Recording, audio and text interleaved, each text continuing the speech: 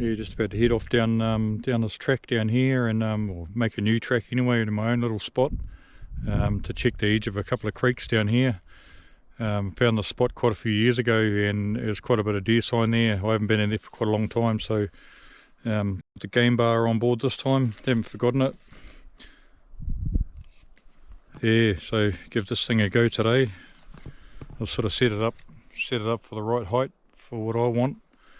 And this type of scrub here is the exact reason I got this thing. It's you can't really sit down and have a shot, and standing shots are quite far. It's quite hard, especially as you get older. Don't hold as steady as I used to. So this thing here, it's about the perfect height for me that I've adjusted that to, and yeah, we can hopefully see it in action. Hopefully I can see a deer and into it. The other thing with this game bar, I noticed I went out for a bit of a go with it the other night, and I can actually use it ahead of me, just sort of poking around in front of me, poking around to feel where there's any holes or anything in the dark. So I'm hunting in pitch black, so came in handy for that as well. But yeah, I'll shut my mouth now and quietly sneak along and see if there's anything around. I left those Manitoba boots at home. I've got a really super cheap pair on Temu, which I think are probably just going to be rubbish, and I'm too scared to lace them up real tight in case they start squeaking and causing my feet a bit of trouble. But see how they go today anyway. I haven't actually happened to use these boots before, but they feel a little bit stiff already. Yeah, I see some deer marks just on the track in front of me here, so I'll shut my mouth now. I don't know why the GoPro just switched off then on its own. Pissed me off, but yeah. Got my binoculars. Try out the little binocular thing on this as well. I've actually put the swivel bracket on there, so you can undo that and tilt it as well. Yeah, it's quite windy down here today, but should die off hopefully. Shouldn't be windy all night. It's not too bad, not as windy as it was at home. Plenty of snow up on the mountain still. Oh yeah, I'll go quiet now and sneak along hopefully.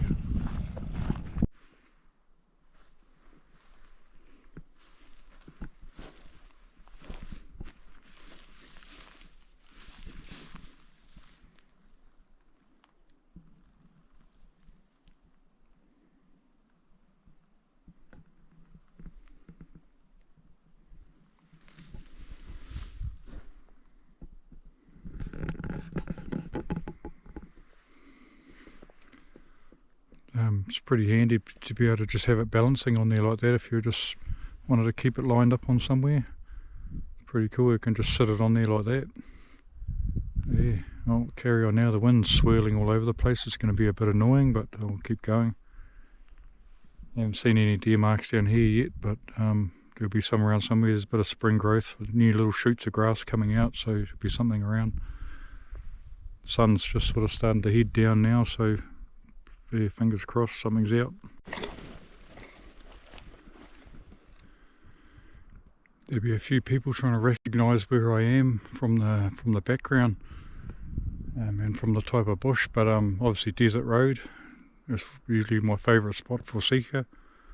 Not going to name exactly where I am, but people can probably work it out, and too bad if they can't.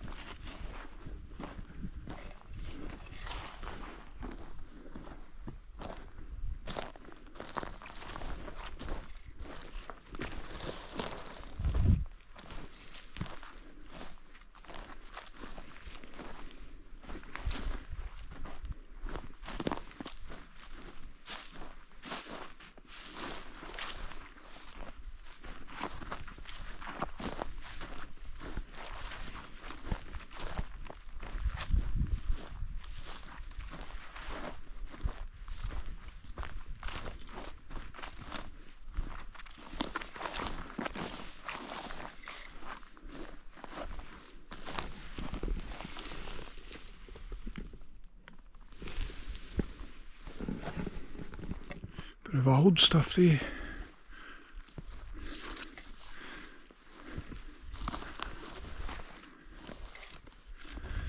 I haven't been down to this spot here for about probably 4 years, maybe longer actually, maybe 5 years. So it'd be interesting to see what's around. And these deer just pop up out of the scrub right in front of you sometimes down here, so hopefully I can get down to where I want to go before it gets dark and see if everything's up by the edge of the water, down by the creek. But I'm just as likely to see something on the way there, hopefully.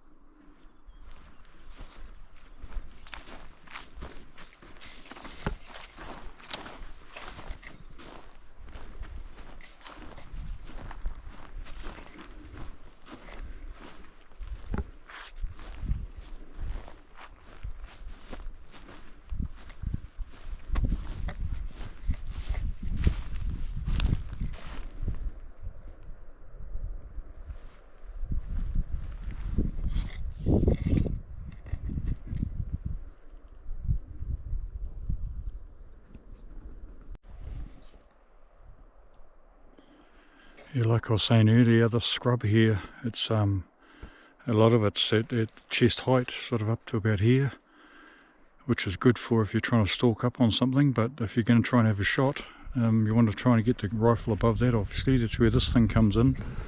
If you imagine something down here, you just prop that there like that, and you're shooting out over the top of that scrub, just leaning on that. There's no other way that you can sit down and have a shot here, or kneel down or nothing. You're down too low and you won't even be able to see through the scrub at all. So you need something high like this to be able to lean on it.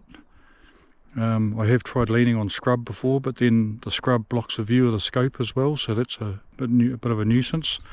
Whereas you got this thing, it's all clear. So yeah, got a bit of time to go, probably another hour and a half maybe before dark if I'm lucky. Yeah, try and get over to that edge there and have a look around there. Not really much fresh sign around here, so not impressed so far.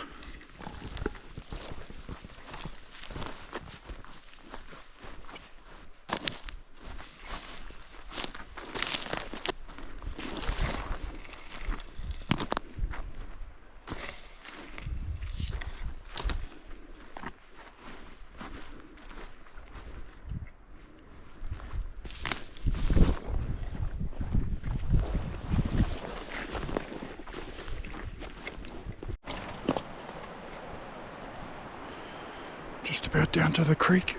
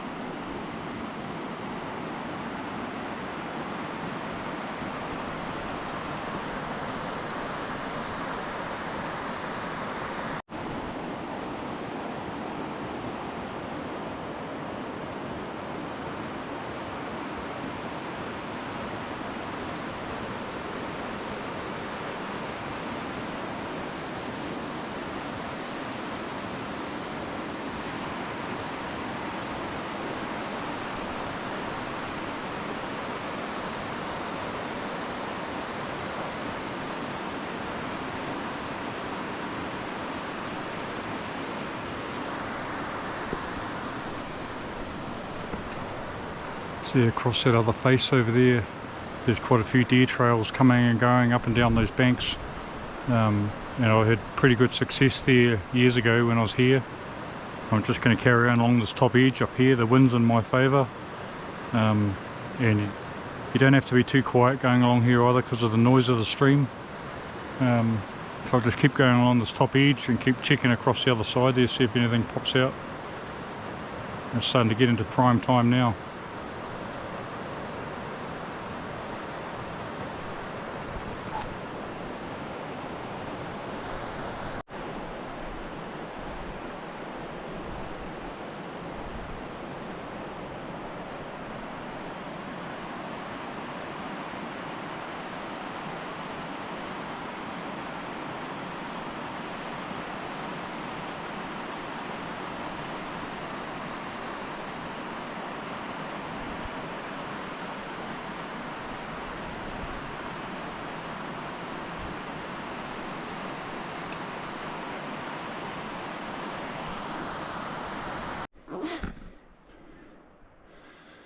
There's these Sika down here, they've got these what I call super highways.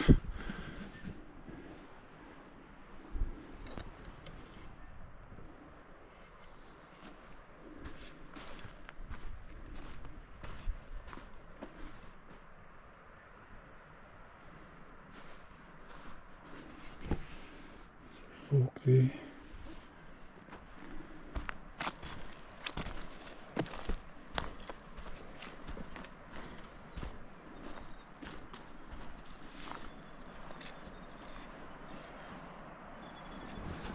So yeah, they've got these what they call super highways going through all the scrub. There's no fresh marks on them at all. We've had a lot of rain though, like massive amount of rain, but there was one track there, back there was hundreds of marks on it, but all had a lot of rain on. They're almost completely washed away. You just see really, really old marks, but yeah, they got to be out somewhere.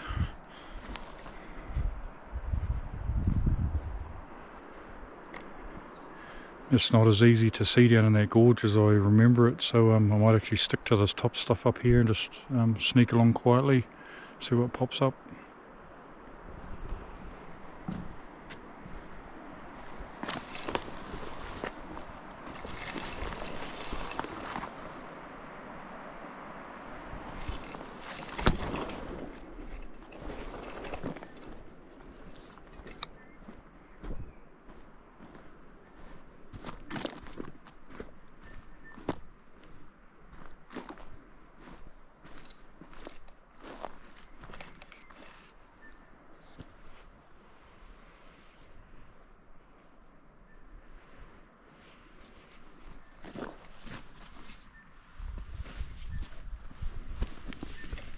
There's a mark there.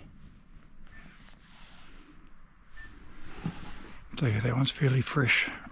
It's not washed away by that rain. We've had huge amounts of rain.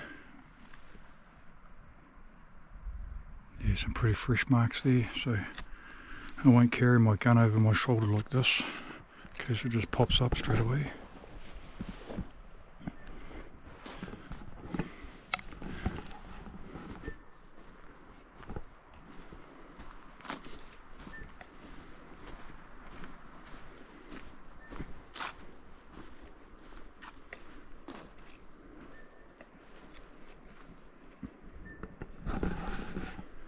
I think I'll go to the head strap now.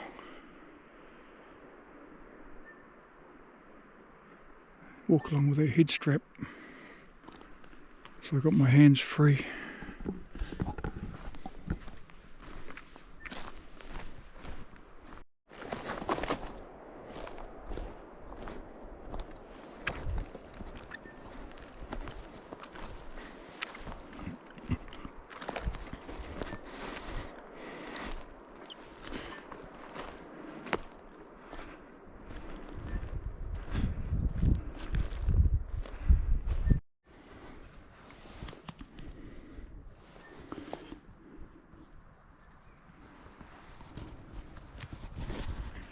It's all still wet, it's real fresh.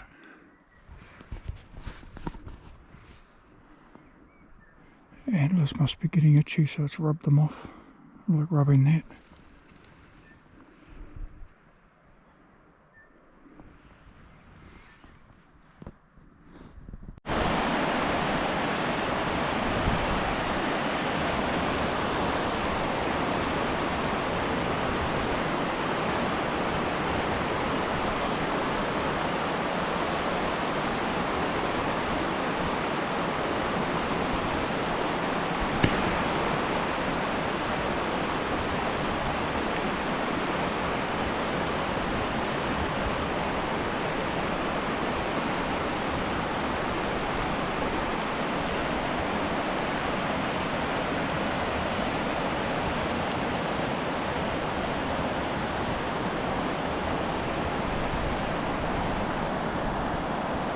There's one up there.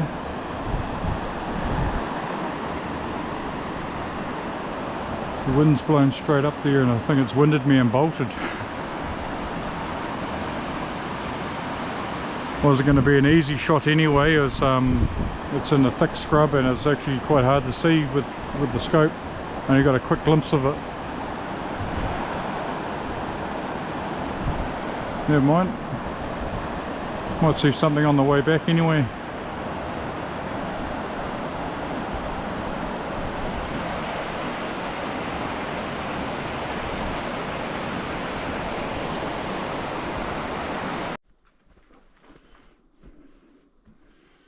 Back at camp.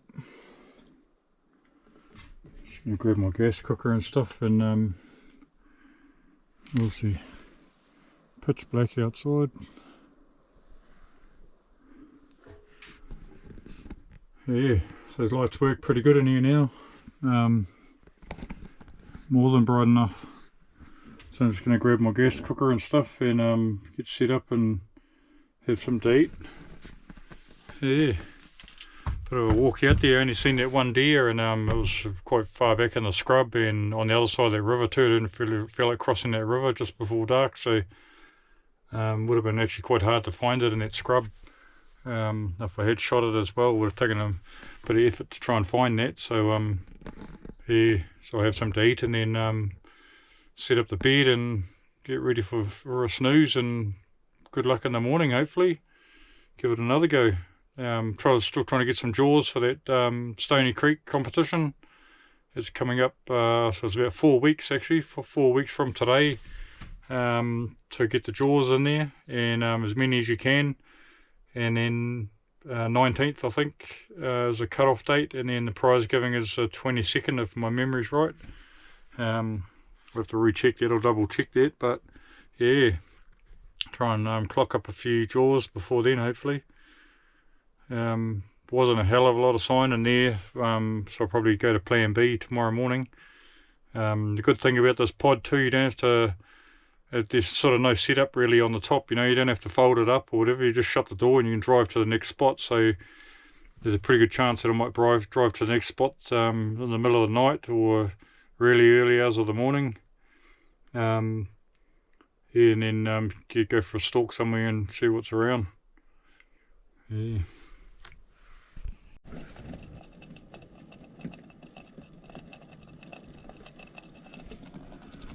See, these are the little pouches that I was attached on here. I got 4 of those on, so I just plug stuff into charge.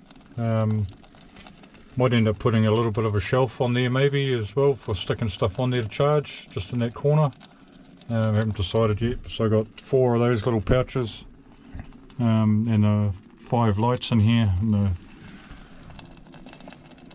could end up putting another shelf or something up the top of here as well. Yeah, certainly one thing about these pods, they do whatever you want with them, and you know, customise them to yourself, to whatever suits you and whatever you're using it for. I'm keeping mine pretty basic really, but I did see some other people's designs of what they've done and lined them with wood as well. Quite flash, pretty flash design, so yeah, it's quite cool.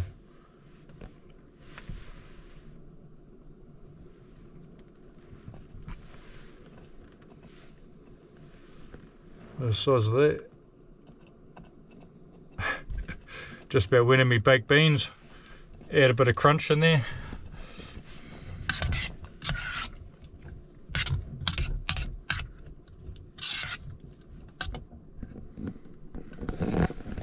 Good thing about those baked beans too, they don't take long to heat up, and bought those on Turangi on the way.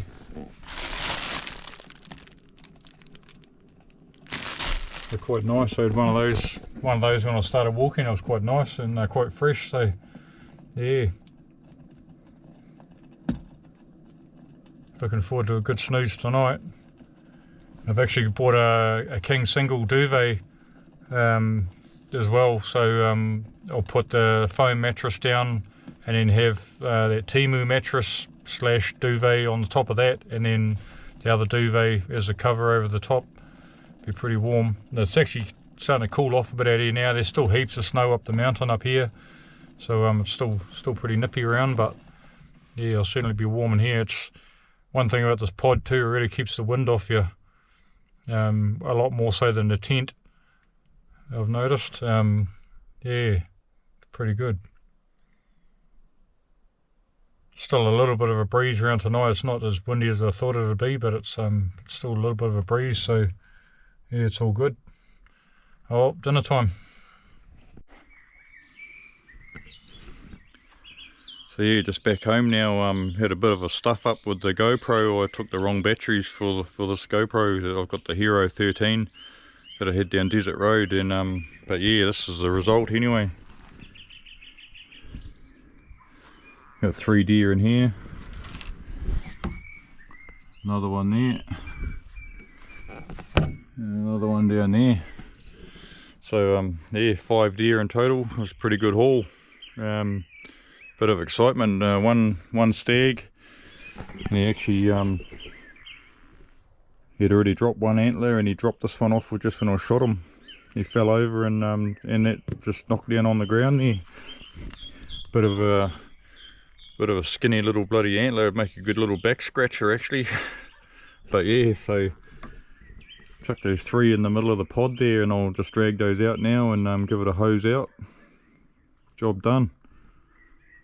Yeah.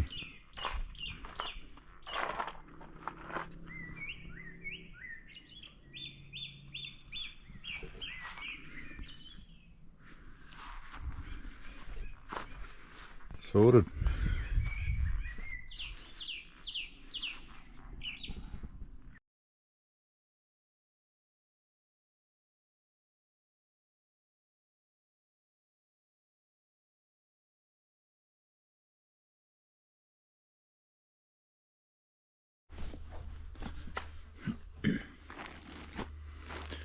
Just been cutting the jaws out of some hinds. Shut up! Just been cutting the jaws out of some Sika hinds, and I thought I'd go and have a bit of a clean up out the front of my place, cleaning that pod out, and then this has arrived. It's arrived in the courier. So good timing. So it's got those some tags in there to get me started anyway with those jaws. I've got a few more than what they've got tags in here, I think, so have to get some more tags. But yeah, rip it open and have a look. I just want to show you these few jaws I've got here. That's quite a young one there. You see that jaw, how grooved out those teeth are. This is a really old hind, pretty old hind, so you can even see the teeth at the front compared to those.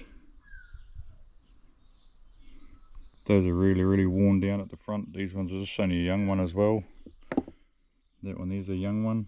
This one's even younger. But yeah, that one there really worn down.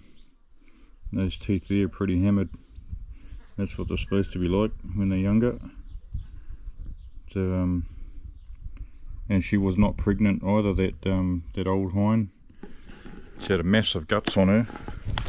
Bloody huge guts on her, but no fawn in her. She was, and once I've pulled the guts out of her, she was bloody, I don't know, I actually didn't weigh it. I should have weighed it, but she was pretty skinny, pretty lean, which is the whole point of this culling out some hinds.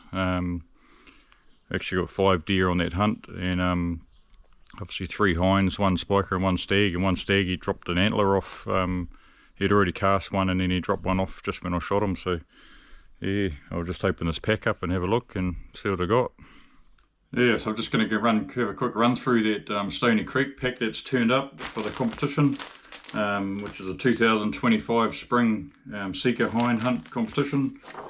Come with an info pack in there. It's got all the details about the actual competition, all the sponsors and stuff on the back. So Stoney Creek, obviously the major ones organising this and sponsoring it, so it's pretty cool of them for giving back to everybody really for doing this sort of thing. It's quite a big competition. I think they've limited tickets to 500 people. I don't know how many have entered so far or whatever. It's already well underway now. We're sort of a couple of weeks into it. It started the 1st of October. So yeah, it's all that info pack in there. There's a shirt there that was valued at $70. That's in that pack as well. And it's a exclusive shirt, so it's got all that print on there about the spring hunt. It's a long sleeve. There's a $30 discount voucher on there for any Stoney Creek stuff to get from the website. Some stickers. A few stickers on there. I think there's 5 of those. And there's a thing here from the Sika Foundation, some info about the Sika Foundation. Those guys are doing a hell of a lot of good work that people probably don't even realise towards herd management and stuff like that, and trying to keep things a decent way anyway, decent numbers, and just managing everything really for the hunter's best interest. So they obviously want to get hind numbers down or deer numbers down in general, and maybe have some still big stags running around hopefully for the next raw.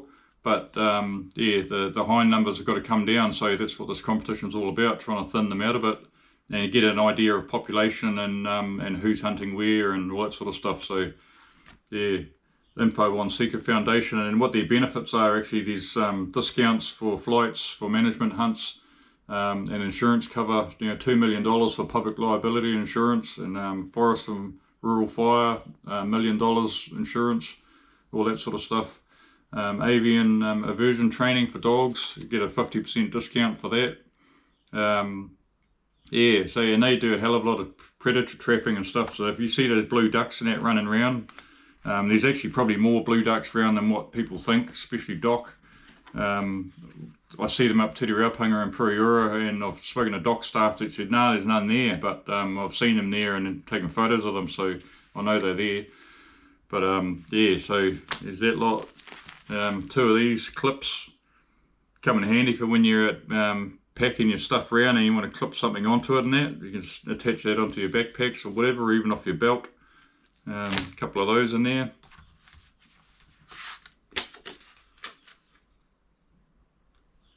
Yeah, and there's a scanning thing there for tickets for that ute. $50 a ticket if you want to try and win that ute. It's an Isuzu. I'm a Toyota man, so I don't think I even want to win that, but still wouldn't be bad. I wouldn't say no. So these are the hind jaws cards to fill out. Well, they actually got Sika hinds, Sika stags, red hinds, a red stag. You can tick the boxes for the jaw cards on there, because there is actually red deer running around and amongst the same places as Sika are as well. And you tick on there yes or no, or unsure whether they've got milk. In milk or in fawn. The old hind, I just cut the jaw out off that old hind. She wasn't in fawn, which she should have been. Then she's in terrible condition. She was very, very skinny. The gut bag on her was huge. I actually thought she looked pregnant, and when I cut her open, it was just all guts in there, and she'd been trying to eat a hell of a lot on the spring growth, but she was very skinny. So, and that's the reason they're having this hind culling operation on at the moment, and running this competition to help out with that. So hopefully everyone's getting plenty of deer out there. I know I've certainly been doing alright. I've got 6 hinds so far, a few stags and spikers as well. So yeah, there's that, and I've got 2 of those in the pack, but I'm going to need more. And then I've got this data collection program in there as well, and it's obviously have your name or party leader of your group. And I'm doing multiple hunts. I'm not just going for a one-off hunt. So, but in here it says, how did you get there? Just they want to know all your info about how you actually get to your location, whether you flow in or vehicle or walked in, the dates that you hunted, and what you shot. That's very important to give out the numbers of what you shot. I've never actually handed any jaws into any jaw boxes before, so that's all sort of new to me. I've never really bothered with that sort of thing, but the more I think about it, if it's helping them out to manage a herd, then so be it. And so yeah, I'll be taking my jaws to Tauranga Taupo, to the jaw box down there. I'll drop them on that one. And then I want to know whether you've seen any sightings or sign of the following: kiwi, blue ducks, falcons, kaka, wood pigeon, native snail. Seen some of those actually a while ago. Lizards like skinks or geckos. Haven't seen a gecko for well over 20 years. Bats, possums, stoats, cats. Well, I've got stoats on my trail cameras down Desert Road. Heaps of possums down there. It's absolutely loaded at the moment, which is not a good thing. Good for someone like me if I was going to trap it for fur though.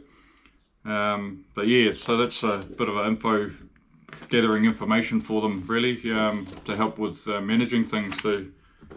A bit of a catalogue in there as well.